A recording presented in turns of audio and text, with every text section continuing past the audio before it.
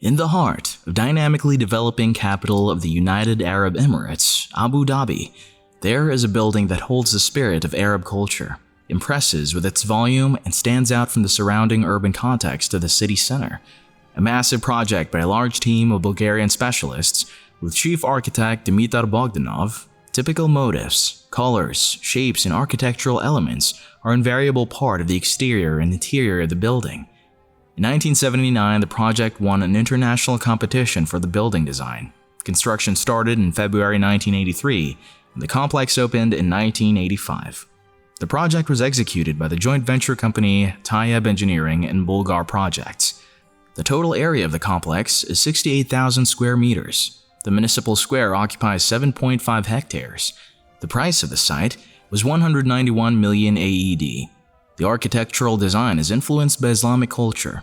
Abu Dhabi Municipality and Town Planning Complex is one of the emblematic buildings in the capital. In 2016, Department of Culture and Tourism, or DCT, included the complex in the prestigious list, Modern Heritage of Abu Dhabi. Проектът също беше спечелен на международен конкурс, в който участваха над 50 чужди фирми. В последния етап самия шейх избра печелившия проект.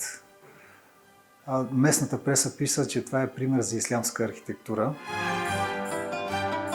Имах необикновения шанс и удоволствие да работя фактически на абсолютно всички наши проекти, които се реализираха в Емиратство Абу Даби в периода 80-2001 година.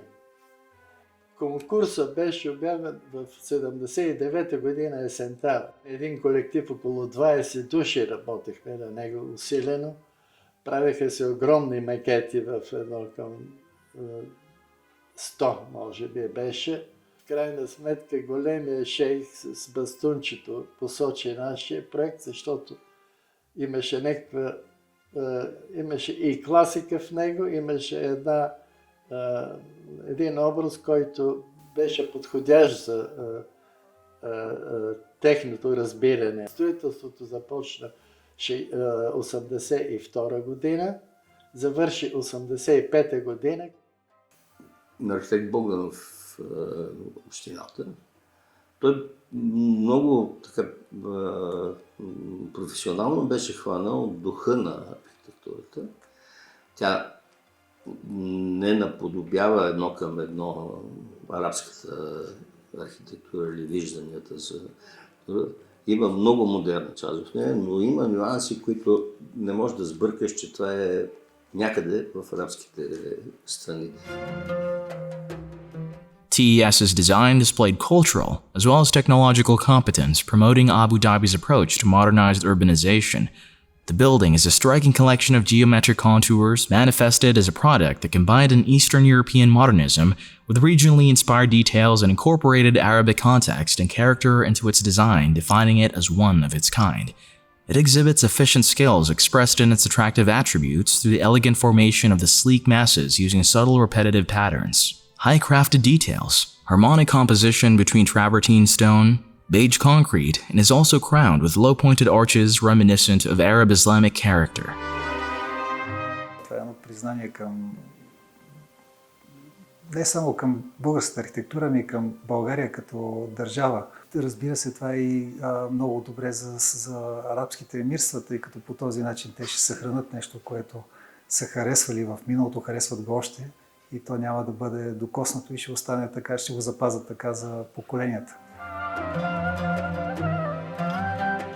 Винаги много съм искала да видя на живо общината в Абу Даби, тя е любимия ми проект. Особено откакто също разбрах, че е станало модерно архитектурно наследство, което е най-високото признание, според мен, което един архитект може да получи за неговата сграда, което означава, че архитектурата на тази сграда е наистина вечна. Градовете пазят паметта на народ. Когато унищожиш изцяло паметта, ти вече губиш представа къде си. Основно виждаме да се набляга на архитектурата от стъкло и метал, на високите сгради. В този контекст, в тази среда, това е една сграда от бетон, с много масивна, плътна, с свой много характерен детайл и тя винаги ще се откроява от другите, а пък и този фон от голями сгради, стъклени, ще подчертава още повече. Ще си остане като една брошка, един акцент сред цялото това ново строителство. В Емиратите 80-те години, 85-88, разправяха, че 15% от всички строителни кранове в света са там. Поглеждайки градовете, тези два града, ти виждаш едно море, една гора от строителни кранове. Работят се без да се замислят, че е трудно, че не може да стане. Там думата не съществува. Но за мен Абу Даби си остава една мечта с палмите, с плажовете, с непрекъснато строителство на нови неща.